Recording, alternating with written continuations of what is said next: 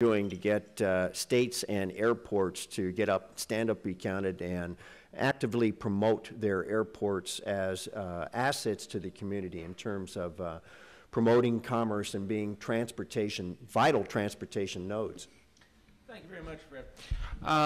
NASO is an unusual organization at this table because most of you cannot join NASO. NASO only has 52 members, the states, Guam, and Puerto Rico.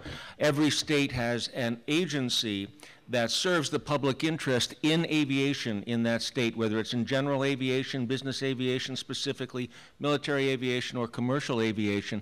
And in fact, with us today in the corner there is Ed Young, the Director of Aviation for the state of Kansas, and George Laliberti is with him there.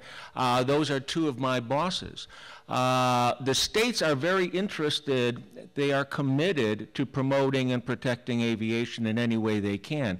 You will find that at most state aviation conferences, we involve the general aviation airports. Since we're involving the general aviation airports, we also try to have Young Eagles Day at the same time. We try to work with GA Serves America. We certainly applaud Ed's work with No Plane, No Gain, which has been phenomenally successful across the country. But as Ed said, you know, we're dealing with a very special population here, a very small population.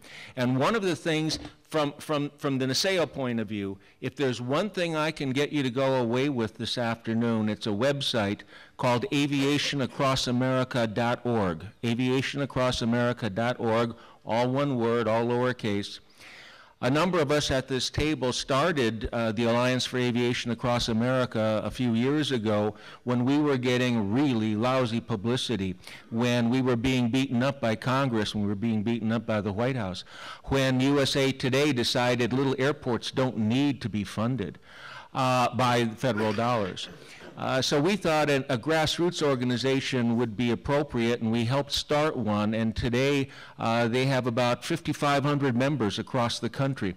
I'm proud to say that nearly 90 mayors and city executives are members of Aviation Across America.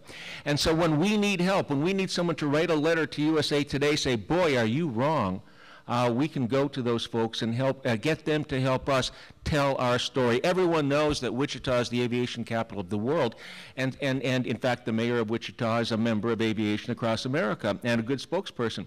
But we need to go out to those other communities where it is not as apparent to their friends and neighbors that general aviation is a critical component to the fabric of that community, whether it's for medical care, whether it's for business and industry, whether it's flight training, whether it's crop dusting. There are all sorts of things happening across America that are important, and we need to have that grassroots effort out there promoting that. And so that's one of the things that the states have been doing. And Fred, I just want to touch on another issue. For those of you who do work in the airports industry, about 14 years ago, we at NASO began working with a number of other airport organizations like AAA and ACI to come up with a cooperative research program, very much like the Highway Cooperative Research Program, but for airports. And that program exists today. I hope Congress will continue to fund it. But we have put out a number of publications now on how to promote and protect your general aviation airport, how to bring people to your general aviation airport to show off what you do and how you do it. And in a lot of cases, we're advocating that people like you go out and talk to the Kiwanis, talk to the clubs around, the service clubs around your community. Again, here in Wichita, you're a very special community. I know you're already doing that here, but we've got to get folks in the rest of the country connected the way you are. Forgive me, that was a long-winded answer. No, that's fine, but I want to ask a question of the group. You know, among the group here, how many of you folks, by show of hands, please, have taken some of these steps mentioned by Henry? For example, have helped to sponsor an airport open house, or gone out and talked to a community service organization like Rotary or Kiwanis or something like that to promote the general aviation airport in the community where you live around Wichita? How many people have you done that? Okay, well, we've met the problem, and maybe it's us as well. But that's one thing we see, because, you know, John and Martha King see this all the time. I see this because at our home airport, that place is welcomed in the community about like a 3-mile island nuclear power station. You know, I mean, you know, what would you rather have, a runaway TMI or a general aviation? Okay, we'll take the TMI. But, you know, we've seen this all the time, and yet we're not getting any help at all out of the airport in trying to promote it. No unity there. You were going to say, Andrew? Yeah, we have a great resource. We kind of dubbed this year the Year of Engagement, and we reached out to all of our 400,000 members.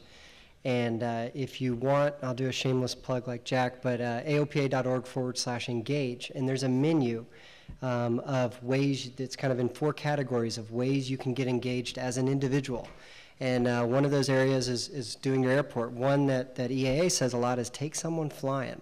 You know, we have International Learn to Fly Day coming up, where we can spotlight on that. You can take someone flying, you can talk to your legislator, you can write a letter to the media when they say something good about GA also, not just when they say something bad. Wonderful. So support the people who are supporting us.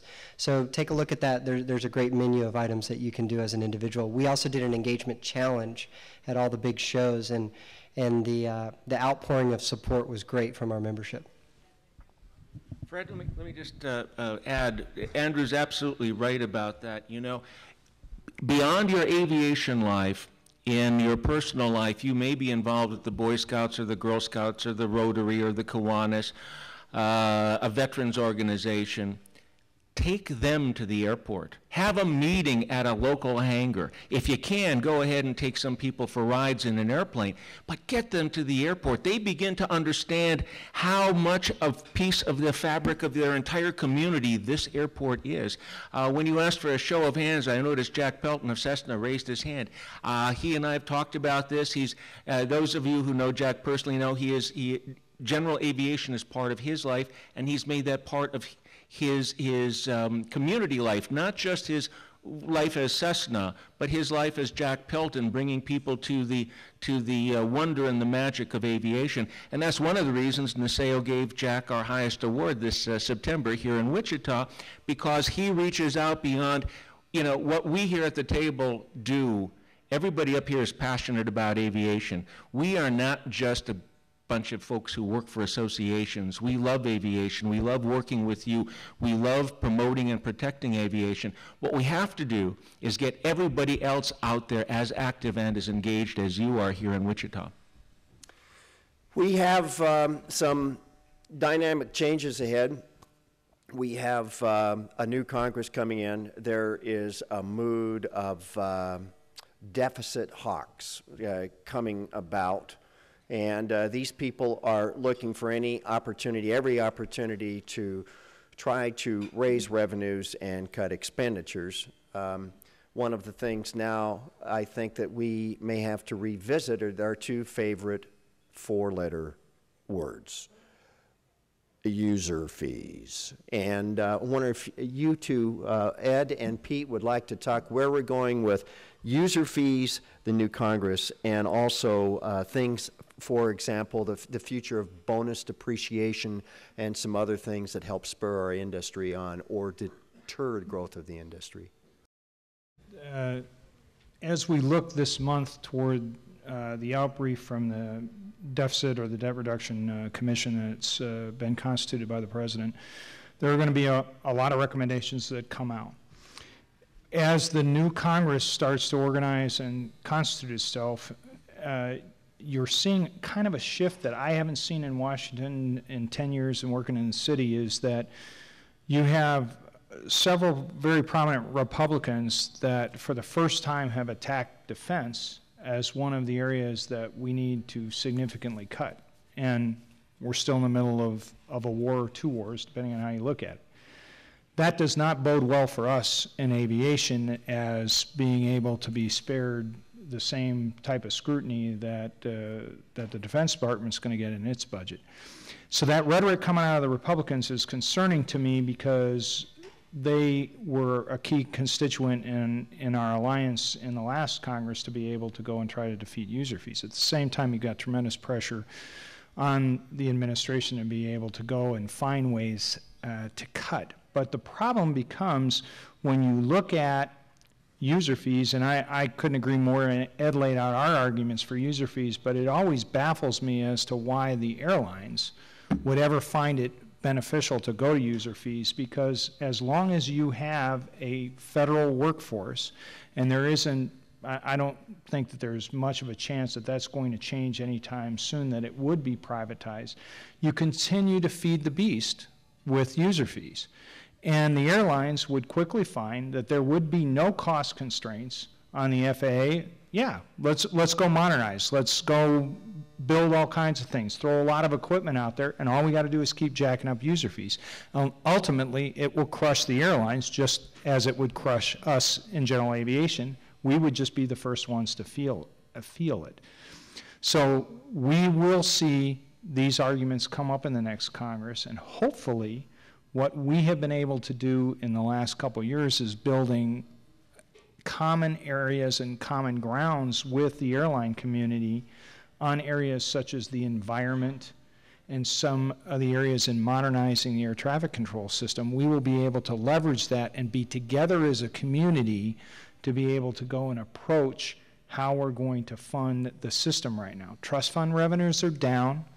The Debt Commission, looking at transportation, is looking at ways of reducing basically the federal part of the investment in all the transportation infrastructure. And if the general fund contribution is looked at and decided to be reduced by this administration, there has to be different ways to go ahead and raise revenue. And that's where we're going to get very busy in trying to be able to work with our counterparts in the airline and cargo communities, and also this commission that is going to outbrief that Jack Pelton sits on, that is constituted by the Secretary of Transportation, to be able to go and give some of the solutions to some of these issues. In fact, Jack chairs the committee that deals with some of the financing issues, and they're about to outbrief their full report to the Secretary of Transportation, and how he will incorporate those issues into the administration's plan for the next budget will be something we'll be watching very closely.